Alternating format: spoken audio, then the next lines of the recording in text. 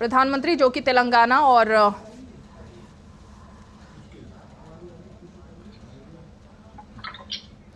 कलपक्कम की ये तस्वीरें हैं जहां पर कि प्रधानमंत्री ने भारतीय नाभिकीय विद्युत निगम लिमिटेड का दौरा किया और यही जो प्रधानमंत्री का दौरा रहा है ये उसकी झलक है। प्रधानमंत्री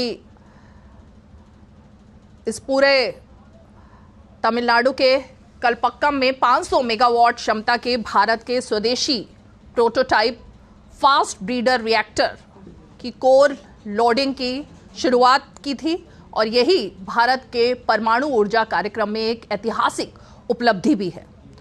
इस पीएफवीआर को भाविनी भारतीय नाभिकीय विद्युत निगम लिमिटेड ने विकसित किया है और इस रिएक्टर कोर में नियंत्रण उप असेंबली, आवरण उप असेंबली और ईंधन उप असेंबली शामिल है।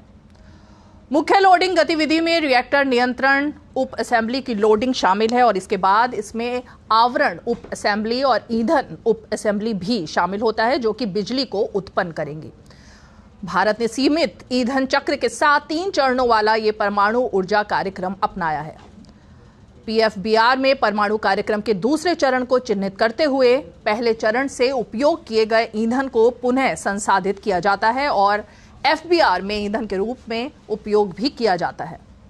इस सोडियम कूल्ड पीएफबीआर की एक खास विशेषता यह भी है कि यह खपत से अधिक ईंधन का उत्पादन कर सकता है और इस प्रकार भविष्य के तेज रिएक्टरों के लिए ईंधन आपूर्ति में आत्मनिर्भरता प्राप्त करने में मदद करता है। रिएक्टर से उत्पन्न न्यूनतम परमाणु अपशिष्ट और उन्नत सुरक्षा सुविधाओं के साथ एफबीआर ऊर्जा का सुरक्षित, कुशल और स्वच्छ स्रोत प्रदान करेंगी और शून्य कार्बन उत्सर्जन के लक्ष्य में योगदान देंगी। परमाणु ऊर्जा कार्यक्रम के तीसरे चरण में थोरियम के उपयोग की दिशा में यह भारत के लिए एक महत्वपूर्ण कदम है और इसके एक बार शुरू हो जाने के बाद भारत रूस के बाद फास्ट रिएक्टर का वाणिज्यिक संचालन करने वाला दूसरा देश होगा।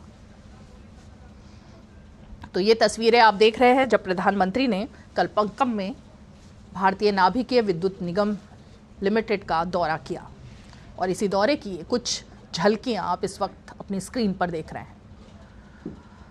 एक बार फिर से बता दें कि तमिलनाडु के कलपक्कम में 500 मेगावाट क्षमता की भारतीय स्वदेशी प्रोटोटाइप फास्ट ब्रीडर रिएक्टर यानी पीएफबीआर की कोर लोडिंग की ये शुरुआत है और यह भारत के परमाणु ऊर्जा कार्यक्रम में एक ऐतिहासिक उपलब्धि है और इस पीएफबीआर को भाविनी भारतीय नाभिकीय विद्युत निगम लिमिटेड ने विकसित किया है।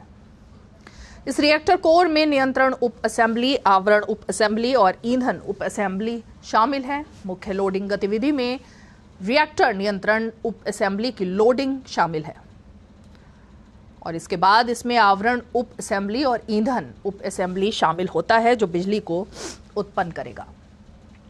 भारत ने सीमित ईंधन चक्र के साथ 3 चरणों वाला परमाणु ऊर्जा कार्यक्रम अपनाया है। पीएफबीआर में परमाणु कार्यक्रम के दूसरे चरण को चिन्हित करते हुए पहले चरण से उपयोग किए गए ईंधन को पुनः संसाधित किया जाता है और एफबीआर में ईंधन के रूप में उपयोग किया जाता है। इस सोडियम कूल्ड पीएफबीआर की एक खास विशेषता यह है कि यह खपत से अधिक ईंधन का उत्पादन कर सकता है और इस प्रकार भविष्य के तेज रिएक्टरों के लिए ईंधन आपूर्ति में आत्मनिर्भरता प्राप्त करने में मदद करता है।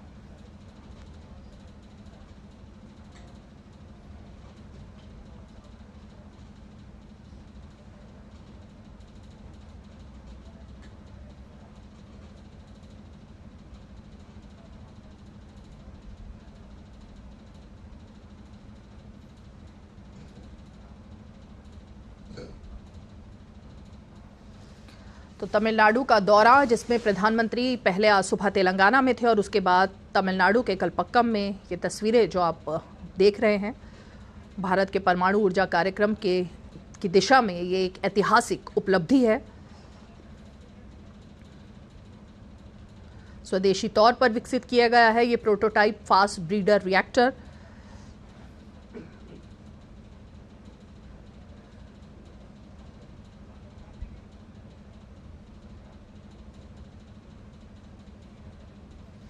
फास्ट रिएक्टर का वाणिज्यिक संचालन करने वाला अब दूसरा देश बनेगा भारत।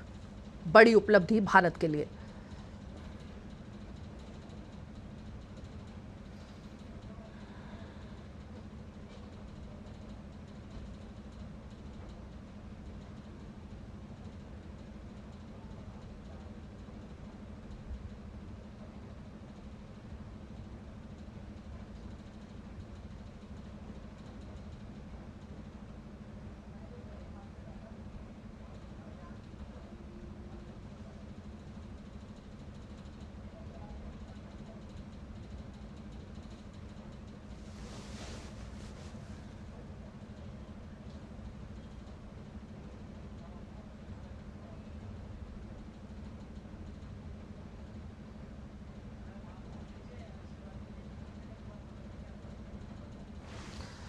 तो जैसा कि हम आपको बता रहे हैं कि भारत दूसरा देश बनने वाला है नाभिकीय ऊर्जा के इस क्षेत्र में, और सुरक्षा सुविधाओं के साथ साथ एफबीआर ऊर्जा का सुरक्षित, कुशल और स्वच्छ स्रोत प्रदान करेगा। ये उपकरण और साथ ही शून्य कार्बन उत्सर्जन के लक्ष्य में योगदान भी देगा। परमाणु ऊर्जा कार्यक्रम के तीसरे चरण में थोरियम के उपयोग की दिशा में ये भारत के लिए एक ऐतिहासिक और महत्वपूर्ण कदम है। इसके एक बार शुरू हो जाने के बाद भारत रूस के बाद फास्ट रिएक्टर का वाणिज्यिक संचालन करने वाला अब दूसरा देश होगा।